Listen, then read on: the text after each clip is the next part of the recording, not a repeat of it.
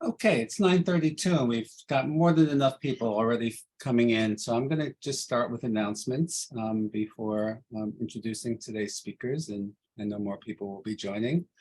So welcome everyone to our HIV Center Grand Rounds. Nice to see you all here. Spring is coming, so good for that. As always, I'm going to announce the next few upcoming Grand Rounds. Upcoming events are on, on March 23rd. So our other rounds in the month of March will be, there'll be several people presenting. Daniel Bellinger, Eugenia Siegler, John Wickiera, and Nicole Ferrara, talking about a very important topic that's been not recently emerged for a while, but really very important. Healthcare for older persons living with HIV and long-term survivors, a consumer-driven quality improvement project. So that's March 23rd. And then I'll announce our two April Grand Rounds. April 6th, we have another dual presentation from Mirinda Kotze on the role of theory in an increasingly data-driven world, a systemic analysis of trends in South African HIV behavioral research. And our very own Brian Kuttner talking about applying ontologies from the behavior change wheel to identify and develop the theoretical basis of strategies that mitigate HIV-related stigma in healthcare settings. That's April 6th. And then I'll mention the other one in April, which is someone who's very close to many of us and actually faculty at Columbia and also in South Africa, Qureisha Abdul Karim, talking about HIV research during a pandemic, experiences and lessons from South Africa. That's on April 20th. And unless anyone wants to jump in with any other announcements, I'm going to move on to introducing the first presenter for today. And then, as usual, Stephen Sukumaran will chair the discussion for our first presenter, and then we'll move on to the second one, which will be Reuben Robbins. So up first is this.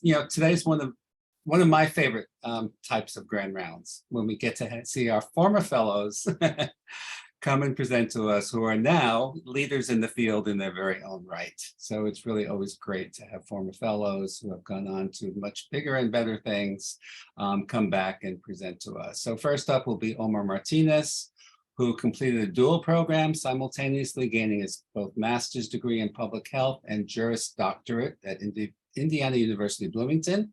And he also completed a master's degree in clinical research methods here at Columbia University in the Melman School of Public Health. Omar's research expertise includes the correlates, prevalence, and prevention of substance use, mental illness, and HIV among underserved and vulnerable populations. His work has contributed to a better understanding of the impact of syndemic factors, including both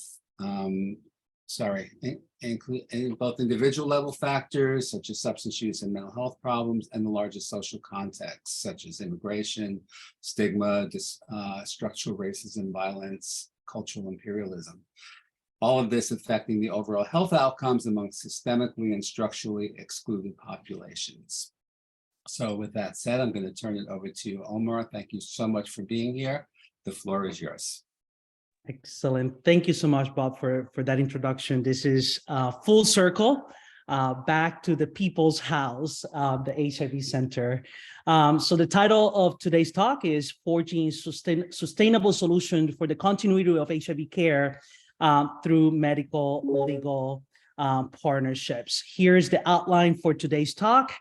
First, I'm going to tell you a little bit more about making the case for medical legal partnerships, overview of medical legal partnerships, followed by MLP initiative that we're currently working on, and then wrap it up with future directions. So how did we get here? And it was my work at Indiana University Bloomington doing my doctoral degree, Juris Doctorate, getting my JD and PH, that I really was exposed to the true social and structural drivers driving the HIV epidemic among Black and Brown communities. It was my work with a nonprofit organization, Casa Mateo, in Indianapolis, Indiana, serving the needs of undocumented Latino immigrants. And here are some of the social and structural drivers, right? On immigration, many people won't go and seek out services because they're afraid it will affect their immigration status. For fear of being found out as undocumented immigrants, they don't go and seek help. As trans individuals, we're constantly challenged by discrimination, stigma, violence, homelessness, and lack of comprehensive trans care. Support is needed to navigate through legal and medical systems like name change and access to hormone and affirmation surgery, right? So it's not only condom use, right, and adherence to HIV medication. Is about the social and structural drivers that impact access to care, access to comprehensive care, and impact the daily life of Black and Brown communities. Another participant further expanded on the role of a stigma among healthcare providers. When I changed my name, a nurse insisted on calling me he. When that made me uncomfortable, I consider myself a woman. So what are health harming legal needs and risks, right? And health harming legal need is a conflict between an individual and government or private entity, or a deprivation of a civil or legal right that directly or indirectly affects a person's access to, retention in, or health care, right? Our work of MLPs, and now I'm going to bringing in some of our work on medical legal partnerships to address some of these social and structural conditions. MLPs offer a structural integrated intervention that could facilitate improvement in medical and psychosocial outcomes among systematically and structurally excluded population. Through legal aid, MLPs can ensure that patients are able to access comprehensive services in a culturally sensitive environment. What have we learned, right? And our research on MLPs documents the importance of identifying the level of severity of health harming legal needs early on in the process, right? Initiating action to resolve those legal issues early on in the process, highlighting the significance of preventive legal aid, right? Coordinating with medical and health social service to support patients throughout the resolution process, right? We have also found that there are 4 core components of successful MLP, of effective MLPs, that there's a support of that leadership, right? That champion leader within the organization, that there's a patient-provider trust already existing within the organization, the physical presence of the attorney at the healthcare center sites, right? That's essential for MLPs, not a referral to legal aid, but having the attorney on site. So you screen the patient for health harming legal needs and link that patient on site to direct legal aid and reliable funding streams, right? What do we know also, right? And a study shows that with MLP services, people with chronic illness are admitted to hospital less frequently. People more commonly take their medication, so you have an improvement of adherence to medication. People report less stress, so you have an improvement on mental health outcomes. Less money is spent on healthcare, and clinical services are more frequently reimbursed by public and private players, right? Also on cost effectiveness, right? Studies show that MLP service reduce healthcare spending on high need, high cost patients. MLPs have shown to save patients healthcare costs and recover cash benefits. Here's a snapshot of the added value of the attorney in the healthcare team. They can address health harming legal needs. They can prevent issues from becoming legal needs, that whole idea of preventive legal aid. They can provide guidance to that clinical staff during the course of that patient care, thinking about team-facing legal support, right? Beyond patient-facing legal support, having the attorney provide guidance to that medical staff that is already embedded as part of the healthcare team.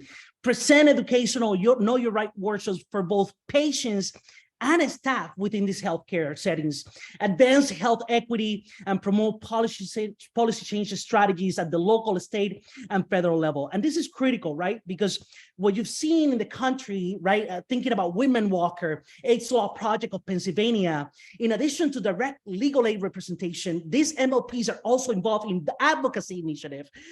So, for example, in Pennsylvania, the AIDS Law Project of Pennsylvania has been really involved in advocacy policies on legal name change and procedures to improve that process for legal name change. So you see a lot of that happening, and this this legal aid service organization filing an amicus brief for state and Supreme Court cases. Now I'm going to highlight some of the exciting MLP initiative that we're currently working on, and some that we have recently completed. The first one is, this was work with Shannon, Emily, and Wayne in California.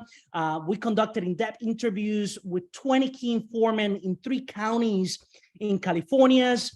Interview lasted between 60 and 90 minutes, and things were inductively and deductively established based on interview guides and data. What did we find within these MLPs in California serving immigrant populations? That there's a high demand for legal services for immigrant population, from U-Visa mechanism, right? From N-400 application to file to establish citizenship, right? Asylum cases, right?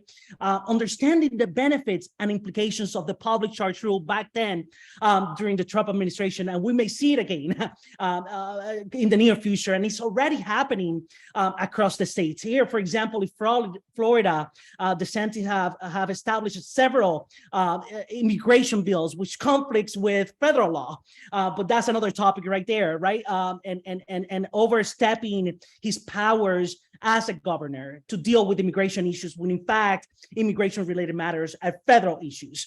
What we found also is best practices to meet patient needs. A lot of these MLPs in California serving immigrant population have very innovative screening tools to screen for health-harming legal needs impacting immigrant populations. And also what we found is the need to screen and support patients with legal needs. That idea of rapid screening, comprehensive resilience-based screening to identify patient needs. Here's some of the quotes from the study and to highlight the need for medical legal partnerships. Here's the first one. And when I first started as a physician, I didn't really know what to write in an asylum letter for the lawyer. There are no guidelines for clinicians. And actually what helped me was one of the providers had shared a letter that she wrote for a patient, right? Highlighting the importance and significance of legal aid and embedding legal aid as part of the healthcare team. A legal policy expert wrote, what we are proposing is that there be more consistent manner of a screening through the department, through all the clinics, because you wouldn't want anyone to fall through the cracks, right? The importance of establishing comprehensive screenings for health-harming legal needs. Some of our case managers will walk the person to the lawyer's office. The experience changes when the work is client-centered and non-judgmental. Having someone who perhaps has been through the process before, someone who looks like them, someone who speaks their language, right? That idea of patient-provider trust is essential for effective MLPs, right? And usually it's that initial point of contact with the case manager, and then that really is critical for this MLP approach to work. The project that we're currently working on now, this is a partnership with TPAC, an AIDS service organization, and Legal Clinic for the Disabled in Philadelphia, a nonprofit organization that provides legal aid to underserved population. We're doing a feasibility and acceptability trial of this model, right? Medical legal partnerships in collaboration with TPAC and legal clinic for the disabled to improve HIV care, continued outcomes for people living with HIV. Here's kind of the implementation science tables and figures that we put together. When we first establish an MLP, we need to be looking at implementation factors. What may facilitate or serve as barrier to the MLP implementation. So looking at the organizational characteristics, what type of the mission and goals of the organization, what type of patient populations do they serve?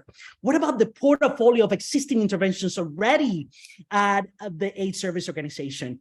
Another piece that we consider is this idea of 3 continuums, right? And the importance of establishing and building these 3 continuums of care. So you have the HIV care continuum, you have the legal continuum of care, right? Screening and addressing health harming legal needs, but you also have the social service continuum of care. We just published a paper on this idea of the 3 continuums within a service organizations. Here's more about implementation science and figures and tables that we developed, thinking about input, intervention activities, outputs, and short-term and long-term goals. I'm happy to share with you here the training that we developed from scratch to train that staff at TPAC, the healthcare social service providers.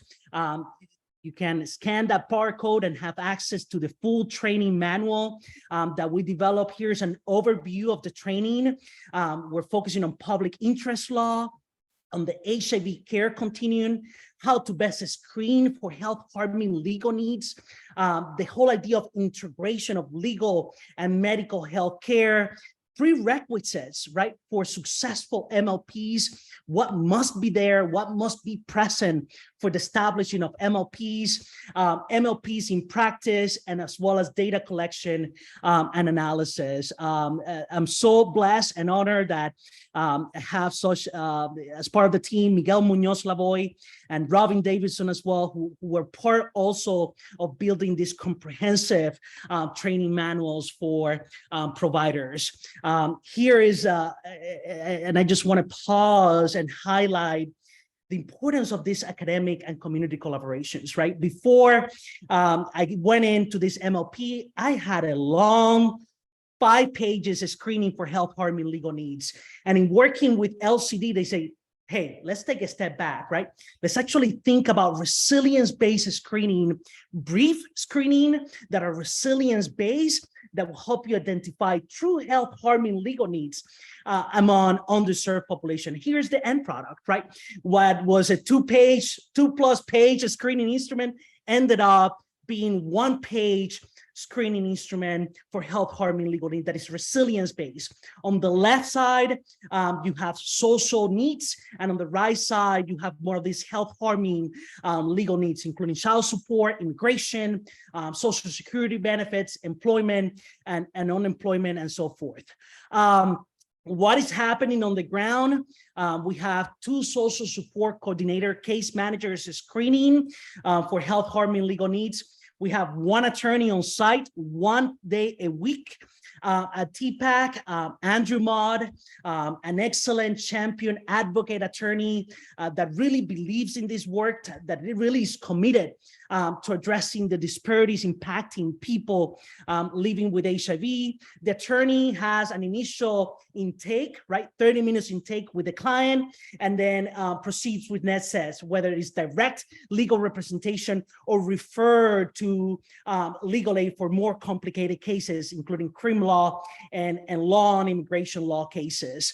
And also there's the component, right, where we're capturing, we're doing assessment at baseline, 3 and 6 month follow-up. So that's still ongoing. Up to date, as a result of this partnership, we have served 31 clients as a result of this MLP. Here's the snapshot and breakdown of the cases that have been seen. Most of them are advanced planning, landlord-tenant dispute, family cases, legal name change for 1, women of trans experience, public benefits, and MISC. There's also critical about these MLPs, about the clinic service, in service. So Andre Maud has done a fantastic job of having kind of this know your rights workshops for both the clinic staff and patients being served at TPAC. And here is right, so that's essential. I'm going to go back a little bit more about this clinic service component of this MLP. Here's the snapshot, right?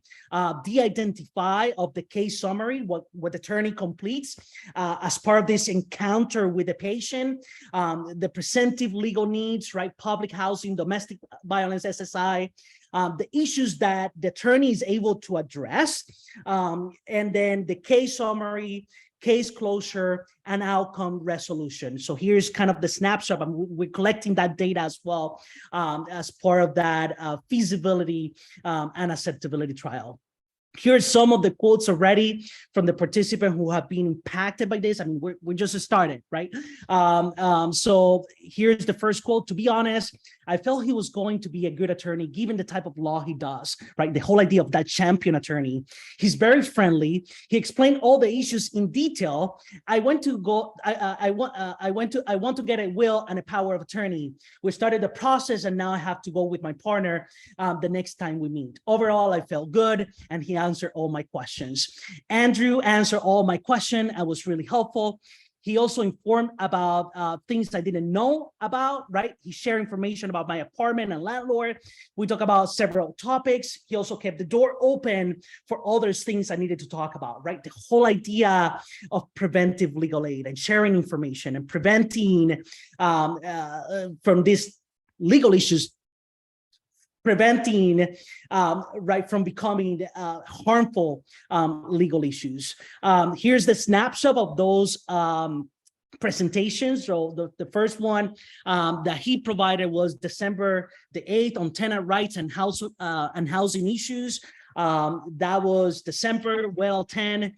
We also he just finished another one in February the 9th on advanced planning, discussing power of attorney, leaving wills, relevant considerations, right? When you do this type of advanced planning documents, as well as provider best practices. And this is key as well. I just wanted to reiterate, this know your rights workshops are both for clients and patients at TPAC, as well as the staff at TPAC.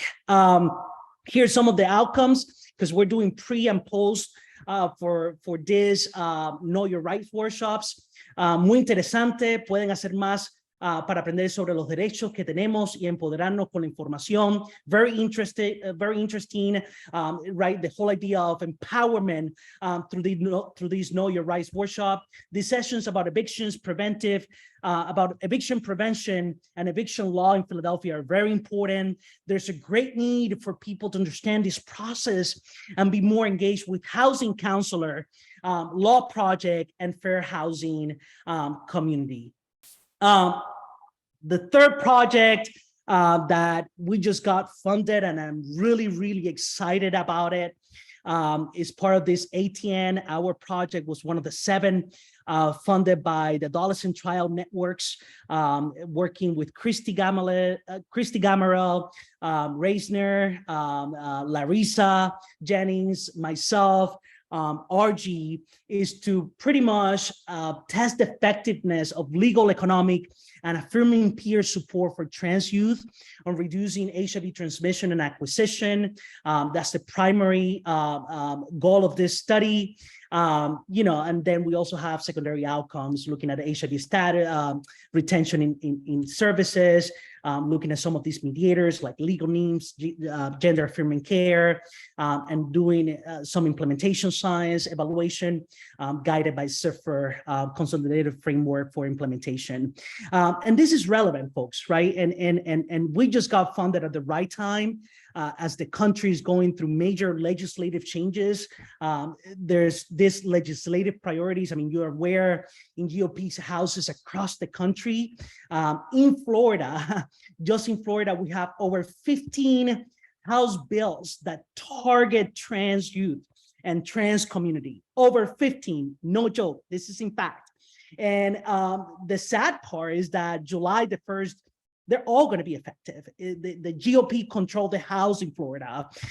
Is a matter of fact, right? And this project is timing. The whole idea of integrating legal aid and embedding legal aid in this trans-affirming care facility is essential and is important, given what we're seeing across the states. And this is the case study of Florida, over 15 bills targeting trans youth and the trans community. Here's a snapshot of our intervention. There's 3 components: affirming peer support, HIV peer support. There's also the legal support component, right? Identifying health harming legal needs and linking that trans youth to the attorney on site. And then there's also economic support. Larissa is leading that component of economic empowerment. And there's a microfinance built in as well as part of this piece. And then the youth, the trans youth, is going to be paired with a mentor as well as part of this economic component. So once again, is the whole idea of building structural interventions, right? And interventions that really address the true causes, the true leading causes and factors of disparities, HIV disparities among trans youth in this particular case. Here's the snapshot of our intervention, 10 weeks total. There's peer support, there's legal screening, there's that mentorship component, peer mentorship component, there's the microgram piece in week 6, peer support, gender affirming care throughout this 10-week sessions. So very excited about this upcoming study that I'm part of. The fourth, I think, this is the fourth, yeah. Carlos Rodriguez, Jose, Suhel, and myself, we responded to this Compass initiative. I'm sure you all saw it, NIH initiative to fund structural interventions that are community-led. So we put it together, the LOI, got it accepted to submit the full proposal, and we submitted the full proposal. We're rolling out MLPs across the island, La Isla de Puerto Rico, in AIDS service organizations supporting sexual and gender minorities. Fingers crossed. We're collaborating with the Legal Aid Service of Puerto Rico, a nonprofit organization with 20+ attorneys on site, 10+ paralegal sites, and then once again in partnership with this aid service organization in the island of Puerto Rico. So fingers crossed that we're going to be able to get this funded. Last but not least, this other project with Miguel Munoz Lavoy as lead, and is an MPI. He's the contact PI for this study. We want to focus on, we want to do an effectiveness trial with FQAC serving immigrant populations, and once again, test these MLP models in FQAC serving immigrant populations. Very excited about these other potential studies. Here's more about the approach, right? We're looking at FQACs and looking at their leaderships, legal aid organizations that are key to the implementation of MLPs, legal referral networks, and once again, study driven by community health workers and having the attorney on site. So here's kind of what is happening, what we intend to have on the ground.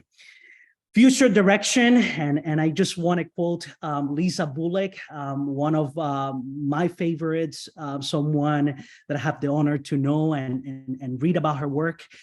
Let's be thinking about structures and systems that drive disparities, right? We need to be talking about intersecting structures and not identities and behaviors. Recognize that intersecting structures shape health outcomes, right? Let's change that discourse and focus on structures and systems. And I will argue less on, let's put on my condom daily. Once again, right, let's think about anti-immigration rhetoric, discrimination policies, housing instability. that is in fact linked to sexual risk behavior, right? Structural stigma, right? Remember that quote from that trans woman. The provider insisted on calling him he when I consider myself a she, right? Racism and discrimination that continue to drive disparities. Expand robust MLP community research collaboration, define and guide by recognition that community development is an important focus of research, commitment to build upon strength and resources, promotion of processes that actively address social inequities, and dissemination of findings and knowledge, right? Let's ensure that we build in that dissemination as we go. And this is the perfect example, right? We're still going on that trial, but I'm already disseminating, right? And sharing knowledge and information and highlighting the importance of community partners and highlighting the added value of LCD and TPAC for that MLP study. Increase the capacity building for team-facing legal partnering. So what we have seen is that most of these MLPs are doing pretty well on that patient-facing legal support, right? That attorney on site.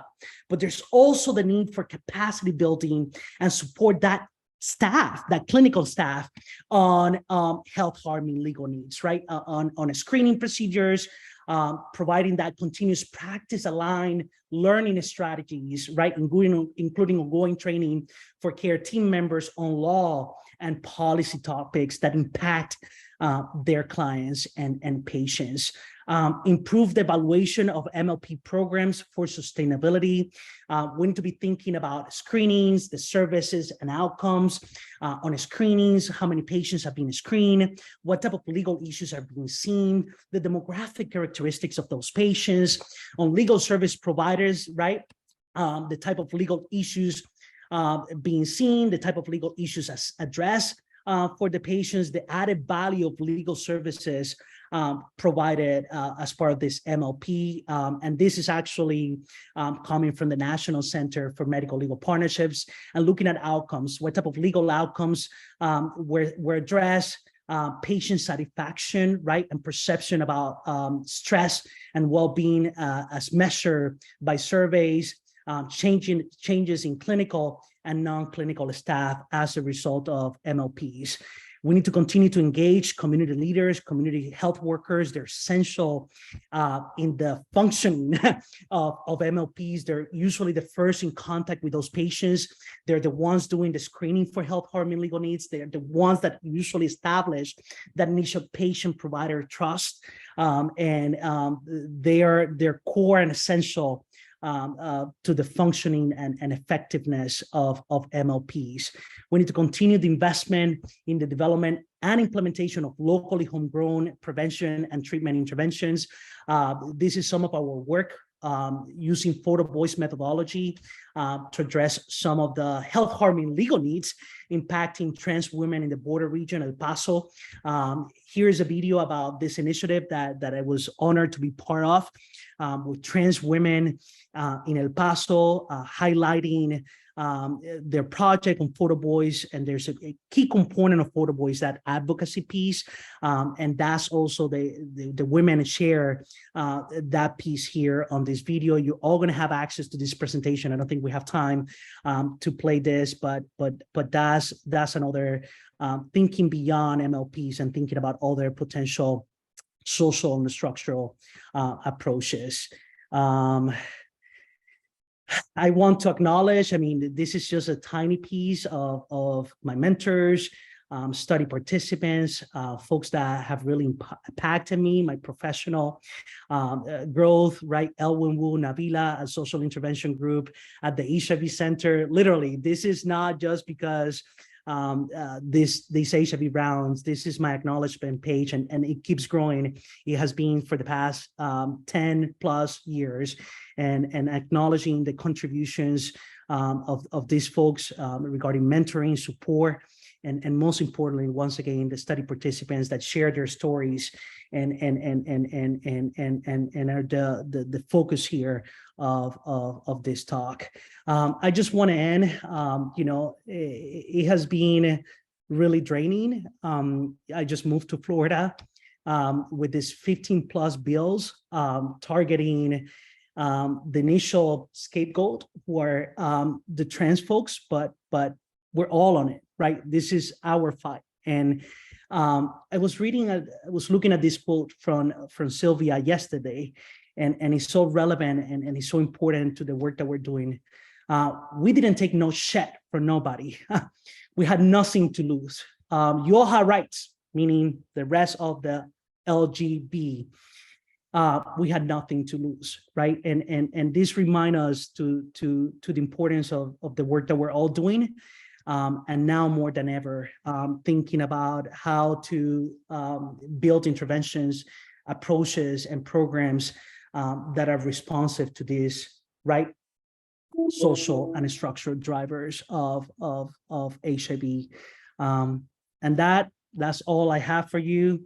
I apologize. I have on-call SAN duties and responsibilities. I'm part of the HIV study section, so I have to.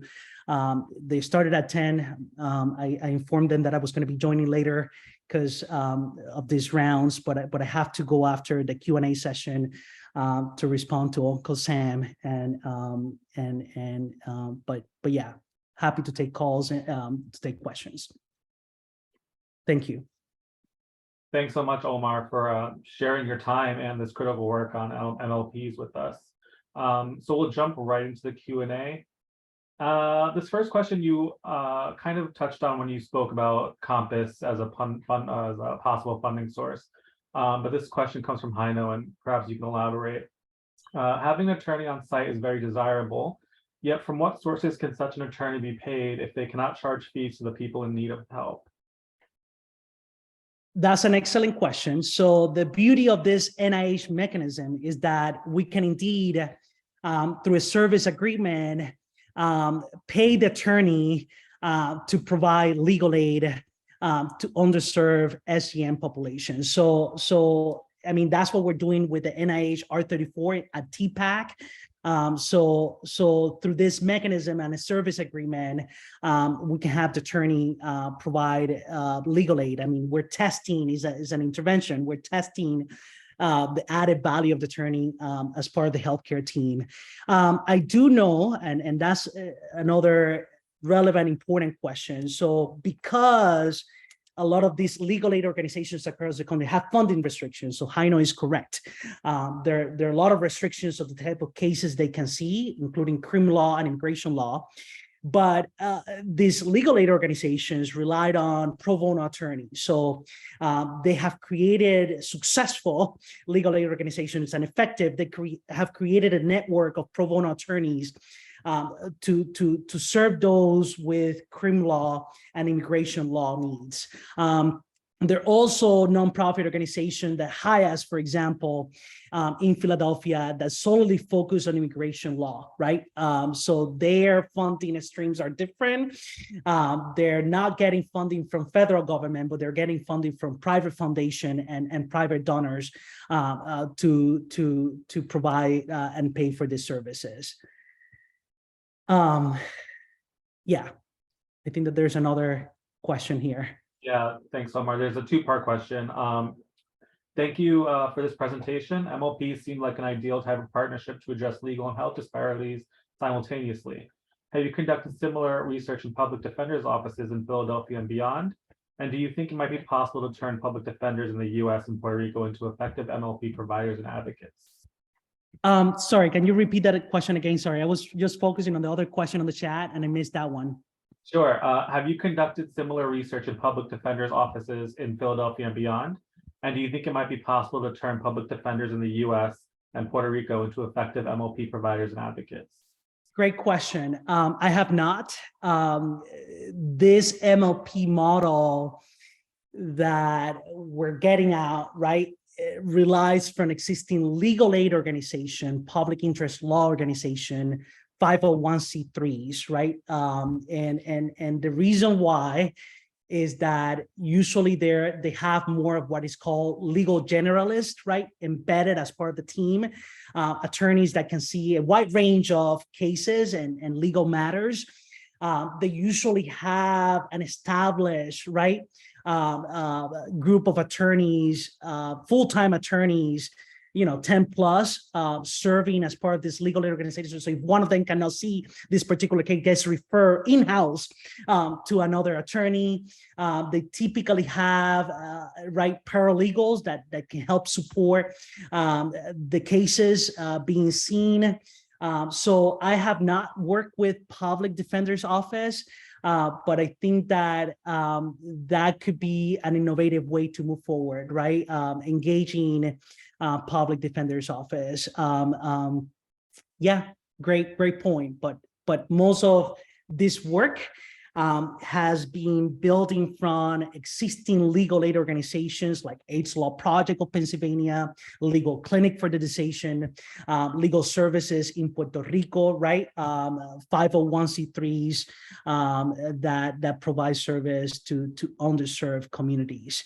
A lot of times, and that's another added value, a lot of times this legal aid organization works with law clinics, law school clinics, and builds from interns, right? So the interns from this law clinics, from the law schools, join the team at this legal aid organization. So they get the support, right, from this law school clinics as well. With the public defenders is more limited, right? The support that they get, right?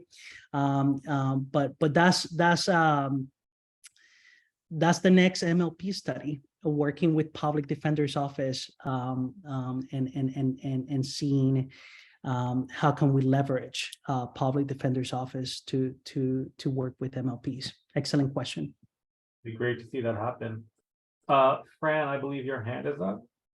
If you have a question, I see your comments as well. My question is whether you plan to take on corporate greed. You're already taking on so many things. Goodness knows, there's no reason to take that on also. And I'm really impressed by how much that's changed the medical care system. And there's a wonderful documentary that just came out called Pay or Die. Yeah. And it's about the fact that people can't afford insulin, and we're making the decision to let drug companies make profits over keeping people alive. Yep. Underlying so many things, including our struggles to get people their rights, is corporate greed. And I'm just wondering what you think of it and what to do about it. Yeah, that's an excellent point, Francine. Thank you for bringing this up. I think Andrew Maude, I think, is here. He's the actual attorney on site at TPAC, and he has actually taken on that corporate greed, challenging private insurance companies' denial of benefits to clients and patients, including trans populations. So I do know that these champion attorneys embedded in these MLPs are also tackling that, right? Pharmacy insurance companies, unfair denial of benefits for folks living with HIV. And I don't want to put Andrew on the spot, but feel free, Andrew, to jump in and highlight some of your fantastic work on this area, taking on the corporate greed.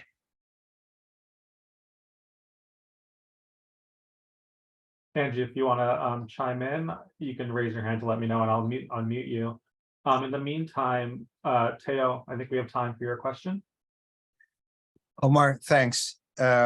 Amazing what you keep doing. So it's really wonderful to hear. And also, you have a mission, and that's great.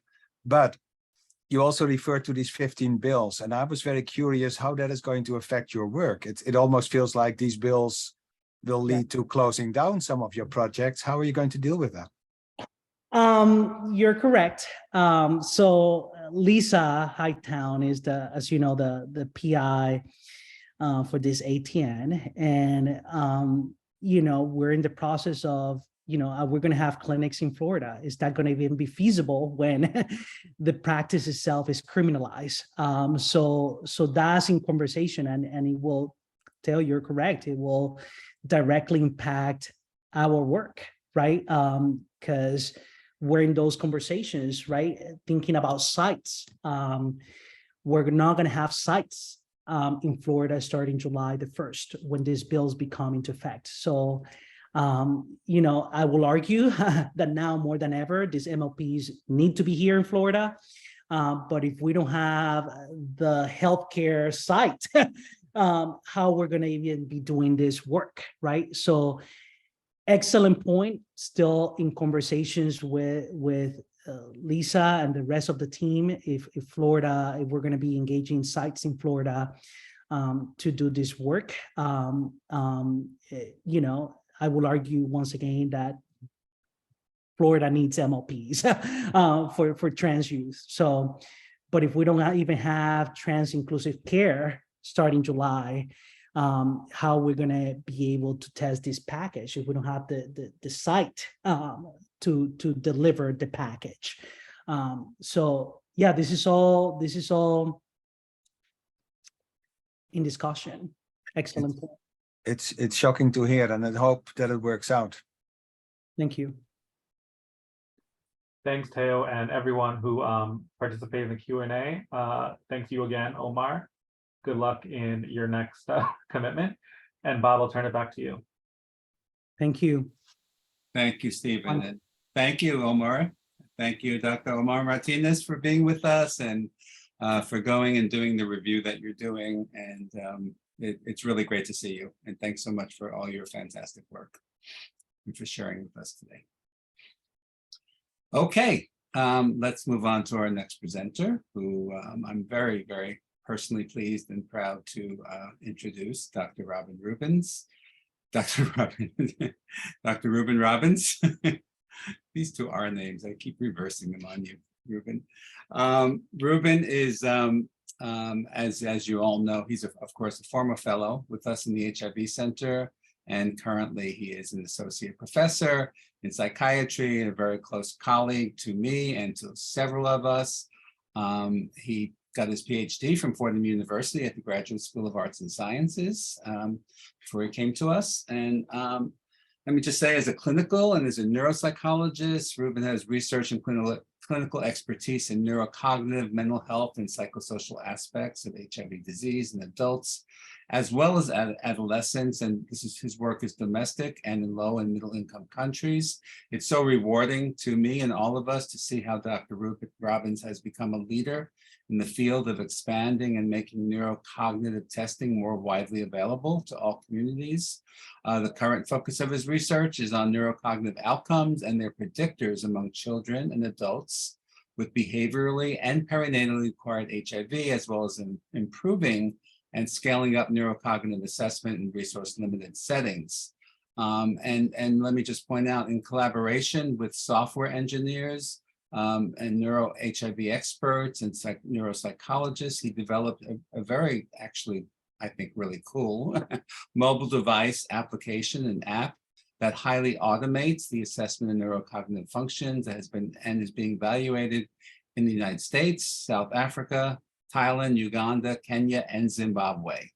So over the past 13 years, he's contributed to completed research projects examining neurocognitive functioning, mental health, sex and drug behaviors, and adherence to HIV medical treatment in HIV infected and affected at-risk adolescents and adults. I could go on and on. Let me stop there.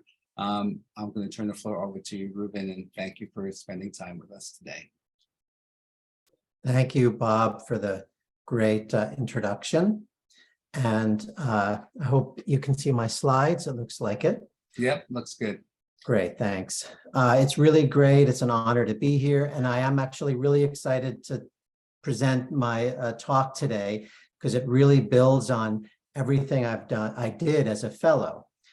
So it's harkens back to my days as a postdoc fellow here under Bob's mentorship. And I don't know if Claude's here, but she was my unofficial mentor as well. So I'm going to talk today about making cognitive tests equitable, inclusive, and accessible to diverse populations living with HIV. So as many of you know, HIV affects the brain. In fact, HIV has an affinity for the central nervous system and can cross the blood-brain barrier. Early in infection, HIV enters the central nervous system, and there it replicates and affects neurons via immune and inflammatory responses. These effects can damage neurons and interfere with optimal brain functioning. And this can lead to cognitive impairment or neurocognitive impairment. Today, I'm going to call it cognitive impairment. In research, there's a nosology for that. It's called HAND, or HIV-associated neurocognitive disorders. And HAND ranges from the most severe form, which is HIV-associated dementia, to mild and asymptomatic types. Now, there is some debate or a discussion in the field, but leading research suggests that about 50% of people living with HIV have some form of HAND, and it's mostly mild and asymptomatic. And that's even among those who are virally suppressed and on current ART. HIV-associated dementia is much rarer in the current era of our ARVs, typically only affecting people who really aren't on medication or have advanced AIDS, and it's about 2 to 5% these days, which is much lower than earlier in the epidemic. Having cognitive impairment interferes with a variety of ADLs, such as medication adherence, or doing your finances. It also interferes with achieving developmental outcomes like graduating high school, completing college, maintaining employment. It interferes with quality of life and decision-making. Now, while global estimates of HAND or cognitive impairment in HIV are not readily available, we can speculate that if around 50% of people with HIV have some kind of cognitive issue, that really amounts to millions. There are 38.4 million people living with HIV. So it's a lot of people may be experiencing some kind of cognitive problem. And an important note here that I'll get into as the talk goes on, the burden of HIV is in low and middle income countries such as sub-Saharan Africa, where about 2/3 of the global population of HIV reside. And most people with HIV are adults, but there are about 1.7 million children and adolescents living with HIV globally. I want to highlight some key populations. This is important for the rest of the talk. People of color are disproportionately affected by HIV. That's here in the US and certainly globally, as we see the epidemic mostly affecting low and middle income countries. Older people are also an important key population. With the better medications and greater access to antiretroviral therapy, the number of people 50 years and over is steadily increasing all throughout the world. The slide up there is a little on the old side, but it shows you Africa, people are getting older in Southern Africa and all populations. That's true. Even in the US, about half of people in the US living with HIV are aged 50 years and older. And people 50 years and older here in the US accounted for 17% of new HIV diagnoses in 2018. And I want to highlight that older people with HIV have higher rates of medical comorbidities than aged matched older adults, including cognitive impairment. This slide shows you a nice key populations are by age in sub-Saharan Africa. And I want to use this to not only highlight that there's a growing population of older people with HIV in sub-Saharan Africa, but also young people as well, particularly young women. So it's important to note that there are still millions of children and adolescents living with HIV, many of them who are now entering young adulthood and now are expected to live for quite a long time with good treatments.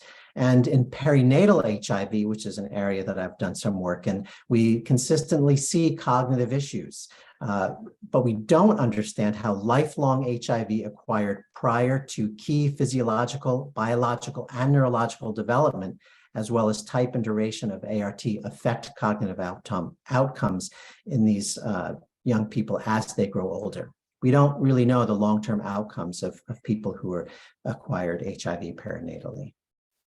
So with all of this potential cognitive problems in people with HIV, we really need to assess cognitive functioning. There's a great need to do that here in the US and globally. And cognitive tests are the cornerstone tool to measure cognitive functions for the diagnosis and functional assessment of many psychiatric and neurological conditions, including in HIV, which really can inform treatment planning. Cognitive tests are non-invasive, performance-based tests of brain functioning. Traditionally, they're done on paper and pencil and other apparatuses, though they're increasingly becoming computerized. Cognitive tests are also a key tool for research to help us understand brain behavior relationships, mechanistic pathways involving the brain, as well as the impact of disease, psychosocial, and environmental factors on brain functioning. While brain imaging like MRI and CT scans can show areas of damage, they don't show functional impairment. It's possible that observable damage in imaging does not have cognitive effects, or vice versa, that you can pick up cognitive problems on cognitive tests, but that you don't see issues going on with damaged cells in imaging studies. Now, most cognitive tests were developed in weird countries. That's Western, educated, industrialized, rich, and democratic. Low and middle income countries often lack tests developed and normed for their populations and languages, as they also often lack the personnel needed to administer and score and interpret these tests. Yet they bear the greatest burden of HIV.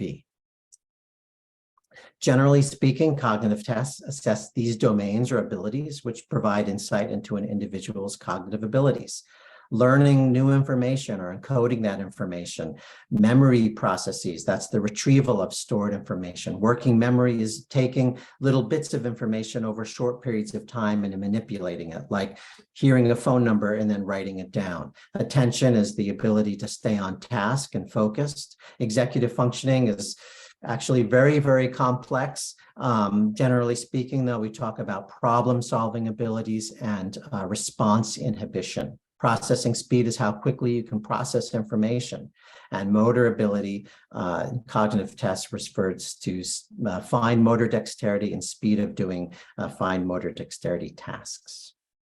And you can see some sort of examples of these types of tests.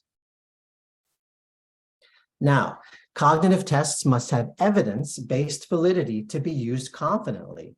For those of us with psychology backgrounds, we know the psychometric validity involves face validity, content validity, construct validity, criterion validity, cross-cultural validity.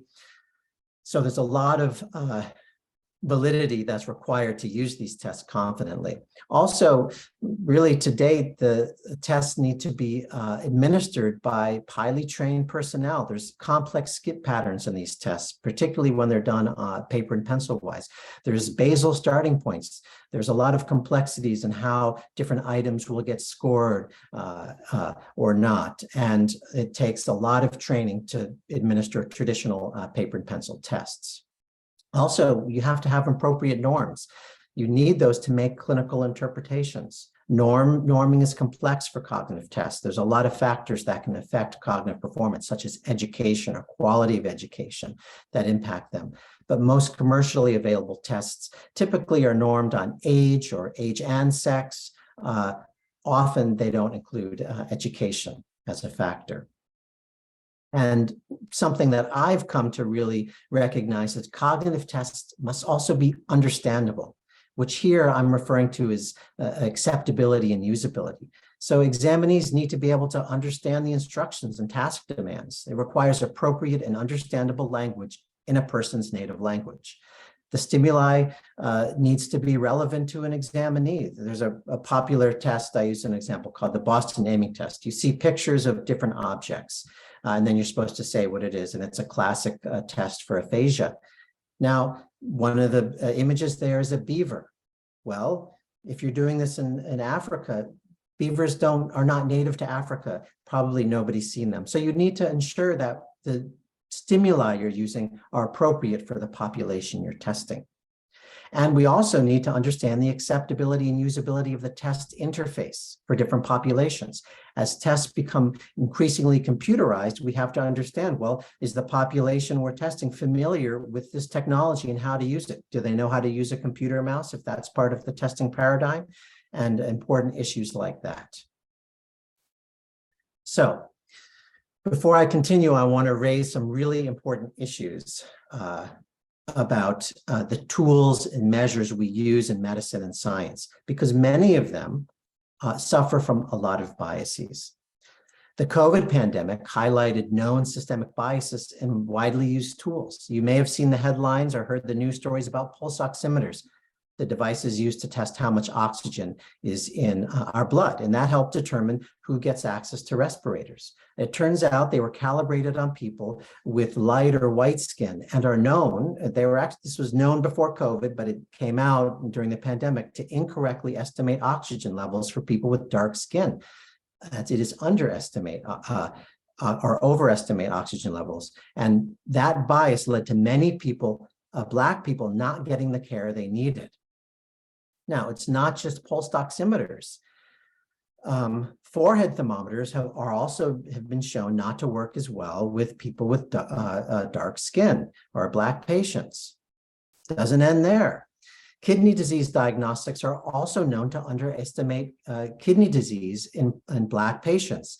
So creatine tends to run higher in Black people, and a key component to diagnose kidney disease and actually get you qualified for a kidney transplant is this EGFR formula. But for Black people, it takes into consideration the higher creatine levels and makes an adjustment. But because a Black person's score is bumped up by the correction factor, they may have to wait longer until they have more severe disease than a white person to be eligible for a kidney transplant. Now, cognitive tests are not unaffected by all of this. And in fact, cognitive tests have a history of bias. And most recently, we saw with the NFL how they use cognitive tests to diagnose dementia in their football players. And NFL players have higher rates of dementia than the general population from all the constant hits to their head.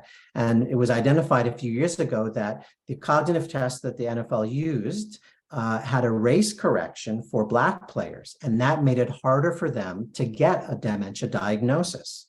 So similar to the kidney disease example, that race correction was used, and it underestimated dementia in Black players, and that made it difficult for them to get payouts and access to resources that the NFL provides for people with dementia. Unchecked, bias in our measurement tools leads to serious consequences: misdiagnosis, missed opportunity for treatment, and poor outcomes. And this is critically important because HIV mostly affects people of color and people from vulnerable, under-resourced communities who often face many layers of systemic or structural and individual bias. So this is the case for the HIV epidemic here and globally. So now I'd like to highlight some of these issues that I uncovered from my work when I was a postdoctoral fellow here. Actually, much of it comes from some sub-studies of my then mentor, Bob Remien. And this work comes from South Africa. And actually, when I was a postdoc, I got to spend some time in South Africa, and I was visiting and sat in some cognitive testing sessions with a colleague who was testing kids for a fetal alcohol syndrome study. And one of the tests they gave is this test called the Children's Memory Test. And it asked kids to listen to and then recall a story. And the content of that story was about Native Americans and bison. And I thought, it's odd. As when would these children here in South Africa be learning about US American history and Native Americans in our Great Plains and bison? I asked my colleague, well, I noticed that this particular kid didn't do very well on the test. And I asked my colleague, like, how did they do on this test? And they said, well, not very well. So there's some real floor flex on that particular test. And it led me to do some research around these issues. It's important to note that in low and middle income countries, cognitive tests are typically imported from weird countries, usually the US and Europe, and then they're adapted. And I'll say adapted with air quotes because not all adaptations are equal, and more about that a little later. So in one of the first studies I did, we conducted semi-structured interviews with 22 participants, 15 with HIV and 7 without HIV of similar ages and gender who had recently completed a battery of cognitive tests. These are paper and pencil tests for a research study. We wanted to understand, well, how familiar were they with cognitive tests and what was the experience of taking them? Have they ever done anything like this before? And what did they think about it? All 22 had never done any tests like this. They weren't really familiar with this at all. When asked about their overall experience taking the cognitive test, we had some responses like this. It's difficult to do something accurately when it's your first time doing it. Therefore, it would be better if you show me or lead me. When asked about specific tests that require drawing, we had responses such as this. Well, drawing is something I was unable to do. I hardly ever do that. I never even draw for that matter. Among time tests where you start a task and then all of a sudden you're told to stop, we heard responses like, well, it makes me think I'm stupid not to finish the task within the time limit. Now, I'm highlighting some challenges here. Overall, all the participants found doing the testing generally acceptable. They thought it was important to help them understand how their thinking processes were doing. But we did see these kinds of interesting phenomena. And to my knowledge, nobody has ever done any kind of interviewing of people and their experience taking cognitive tests, particularly in low and middle income countries, among a population who many of these people grew up during apartheid, didn't have access to good education, and so on. Another study we did was with 39 HIV positive and 39 demographically matched HIV South African adults, about 29 years old with 11 years of education, about 2/3 female. We gave them the Montreal Cognitive Assessment. And while HIV positive participants did perform worse on average, which we would expect than the negative participants, there were some important caveats. For example, cube drawing. Most participants, regardless of HIV status, could not draw the cube correctly. And most could not correctly identify the picture of a rhinoceros. So even though the rhinoceros is indigenous to or native to South Africa, HIV status didn't matter. Furthermore, among those without HIV, their overall scores were most consistent with the published MoCA norms for older, that's 60 years and above, North Americans with known Alzheimer's disease. So here, this is a test that has a lot of problems in this population. There's certain stimuli that are not appropriate because people can't draw the cube, they can't name the pictures of the animals there, and then the norms from which the cutoff scores are developed are not appropriate for this population. Now, another study we did, we wanted to look at how screening for HIV-associated dementia could be done with task shifting or with lay counselors. And this is really important because in the context of low and middle income countries, there are very few experts who can even administer these tests. So in the US, we have about 29 psychologists per 100,000. In South Africa, it's 1.52, and that's psychiatrists. I couldn't find the stats for psychologists there. In Uganda, it's even lower number of psychologists per 100,000. In Thailand, it's almost 1. And here's some other places for comparison. Scandinavia and France have a lot. So we had lay counselors administer a brief cognitive test, the International HIV Dementia Scale, and we found a prevalence rate of 80% of the participants screened positive. That's a positive prevalence rate there. Now, while the study was done with participants who had known adherence problems, we don't see rates of HIV-associated dementia at 80%. These days, it's 2 to 5% with the more recent ARVs.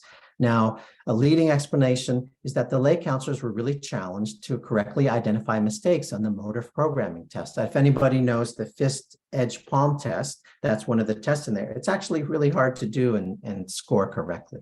So some of the traditional tests that are out there may not be appropriate for community health workers to use, yet task shifting is a big priority in many resource-limited settings. So that led to what Bob mentioned. There's an app for that. So through all that work with software engineers and other colleagues, we developed this app. We call it NeuroScreen that highly automates cognitive testing. It's easy to administer. It takes about 25 minutes. It has tests of verbal and nonverbal learning, memory, working memory, executive functioning, processing speed, and motor speed. It can work on and offline. Data are synced with the server when it is online.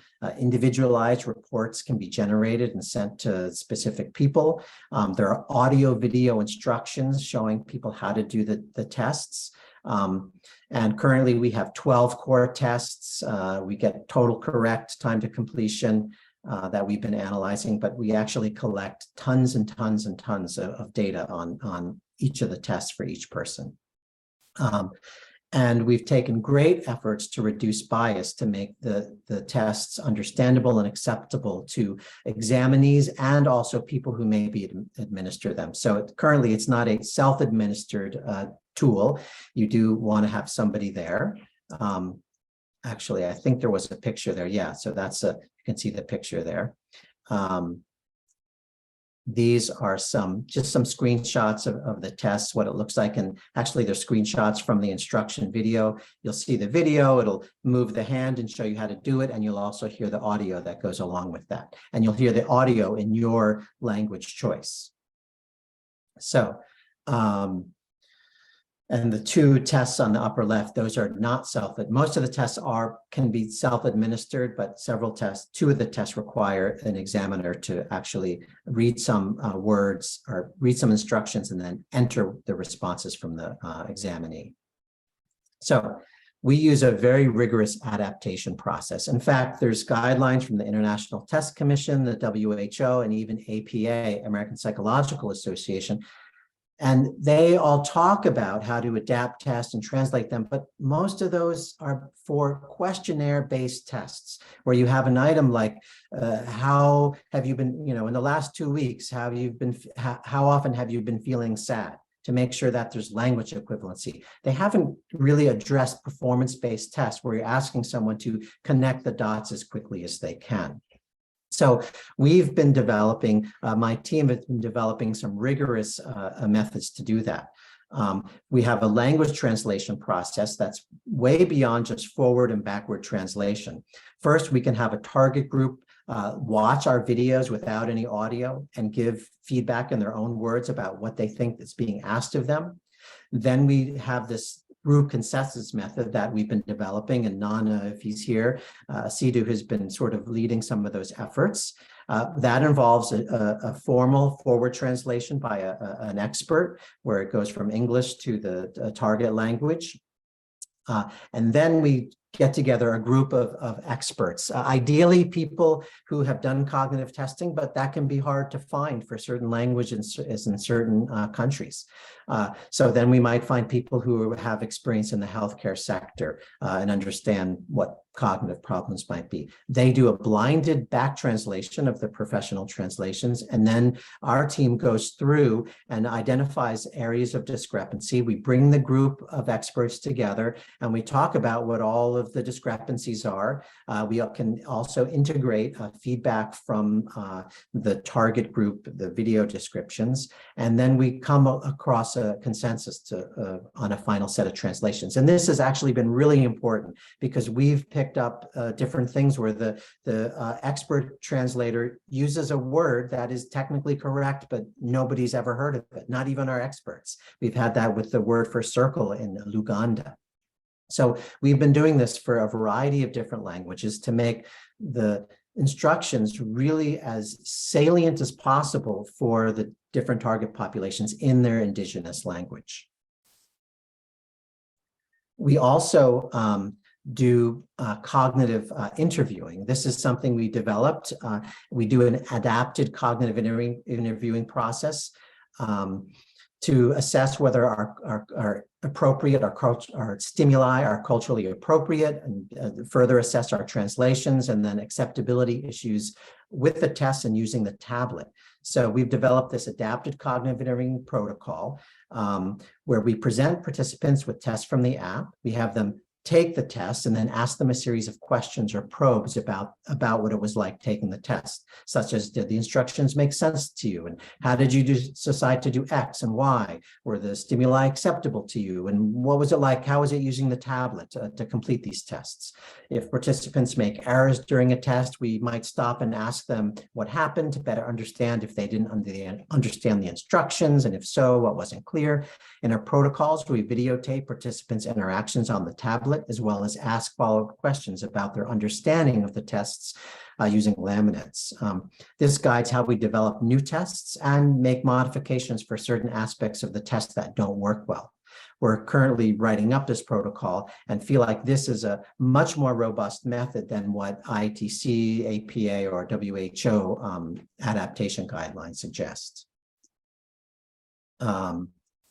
In terms of acceptability, we have done, this is some posters that we've recently presented, just highlighting the technology aspect. We typically have participants also, after they complete the test, report on if they've ever used a computer, tablet, smartphone, if they own any of these devices, and how comfortable they report using these devices, as well as the tablet to do the neuroscreen tests. In South Africa, on the left, the purple side, we compared adults in New York to adults in South Africa with HIV, and you can see there's much less tablet use and ownership in South Africa, which would be the 22.5% than in the adults in New York.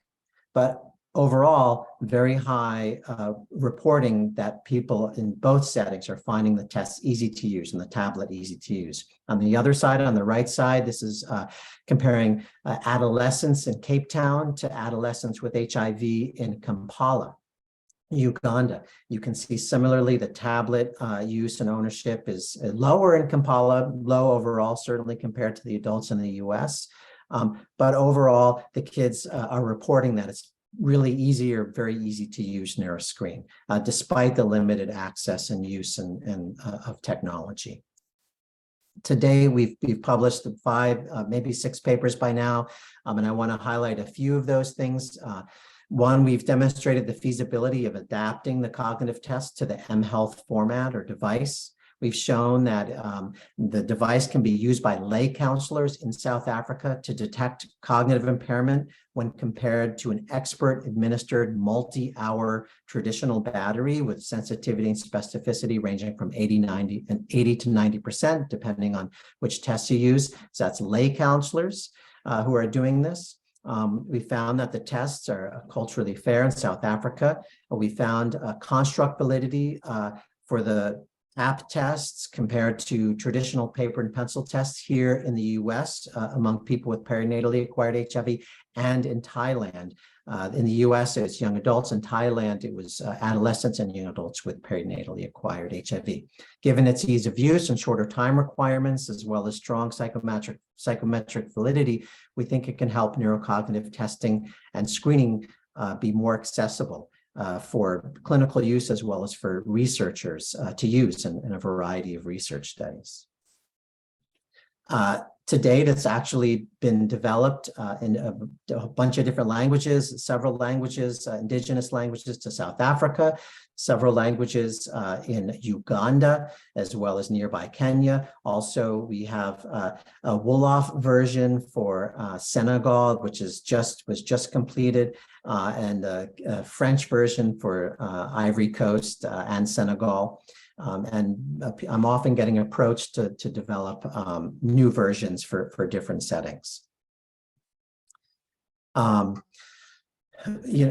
Conclusions, I know I'm short on time. There's a rigorous adaptation of cognitive tests can be done, and it can help them make them more acceptable and understandable to global populations. Tablet-based tests may be viable for community health workers to deliver cognitive tests, which actually has could have great impact here in the US as well as in other settings. Cognitive testing is hard to do anywhere. It's not necessarily accessible here, as much less acceptable in low to middle income countries. And new methods and test format can help make cognitive tests more accessible and accurate, and less biased for populations in need of them.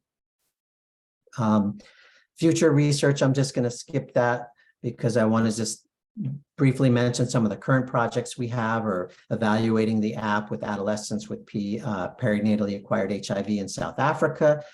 We've been looking at using the app with older adults, presenting to a dementia clinic in South Africa. We've used it in a general population study of adolescent learners in KwaZulu-Natal. And we're evaluating the app with children and adolescents in Uganda who have HIV. And I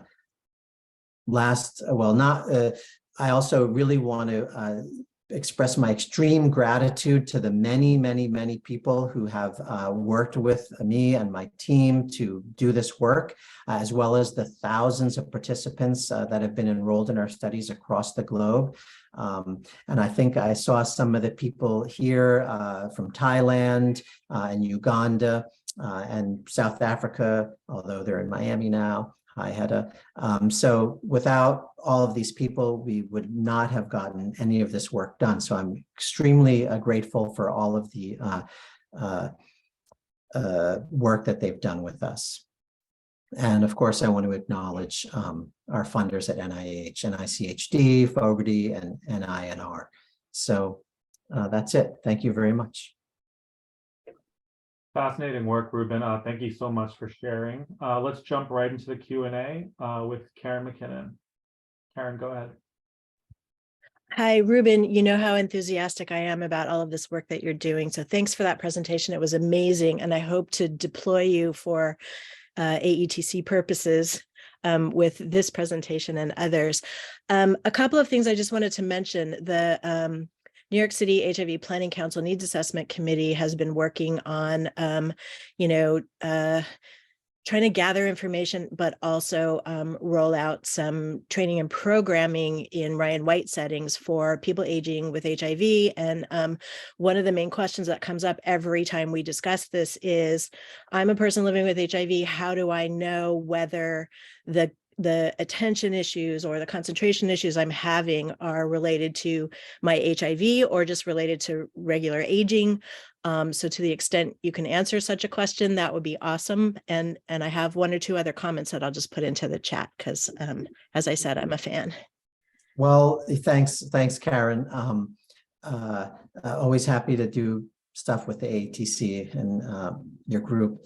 To answer that question, well, cognitive testing would be really probably the best way to assess whether that person, well, I shouldn't say that. It's the best way to assess the attention problems. And with good norms, you could say, well, actually, it looks like you might notice a problem, but it's still within normal limits. Because as you get older, and as I'm now experiencing, memory and other things definitely are not as good as they were. And most people tend to notice that as they get older, and that's normal.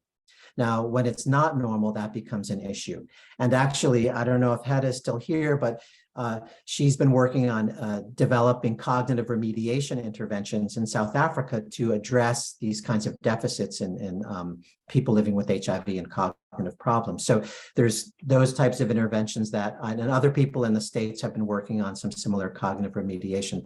To disentangle whether it's normal or not, you need good norms on your test. Now, to disentangle whether it's HIV or something else, the cognitive test can't do that. You need more thorough workup from a trained person to begin to make that distinction. Thanks, Karen, for your question. We have a question from Heino who asks, in doing research with these tests in populations with very variable education levels, how do you define control individuals? Well, that's an important question. We try to recruit control participants who are healthy, don't have HIV or other major medical illnesses, and have similar educational backgrounds as the population of people living with HIV. It's actually really interesting. Typically, I've been learning something really fascinating in Uganda. Education and age are not necessarily linearly correlated. Typically, the older you are, the more education you have, particularly, up to age 18.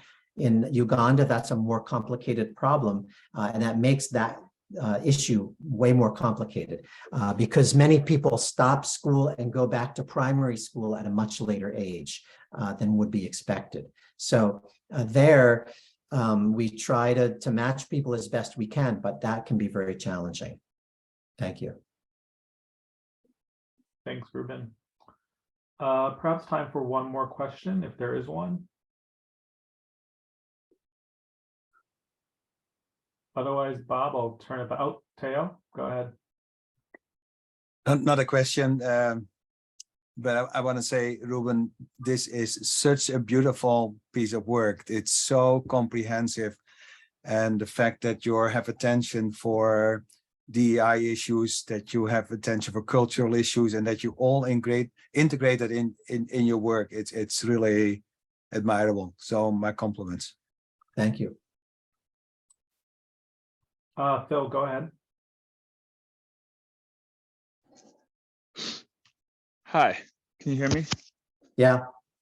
Fantastic, Reuben. Working with you for a number of years now, and then seeing this work is incredible. And really showing us your pathway, right? So being on the ground in South Africa, and that anecdote, I think just for trainees is so important. And like you just took your team across the world into the field, and I experienced that too with my mentor, Santeli. So just really bringing it to life. I wondered, thinking about trainees and early stage people, you're kind of been very successful with the whole path has been, you described well, but especially with the R21 mechanism. So maybe we can chat later, but any lessons learned from taking the R21 to large, continuing that work, and do's and don'ts that you think you picked up along the way would be incredibly useful to us early and middle stage people. Well, I would say that's definitely, there's more for a longer conversation, but really do work that inspires you, because that'll keep you going, and keep at it. Yeah, just have to keep at it. That's my short pithy response. Okay, I'll try and catch you another time. I totally get it. It's a big question, but Yeah, that's something a big else. question. Thanks. All right. And could I just, sorry, Stephen, I just noticed there's some other folks here, colleagues from Uganda and Thailand. Hi, Joy, Linda, and Rena from Malaysia. Thanks for joining. Hopefully I got everybody, but it's great to see you here. I'll shut up now. You're fine. So that will wrap up our Q&A. Bob, I'll turn it back to you. Thank you, Stephen. And thank you, Reuben. It really is, you do us proud, and that really is great comprehensive work and a great, career path and all of that good stuff. So thanks for sharing with us. It was a real treat.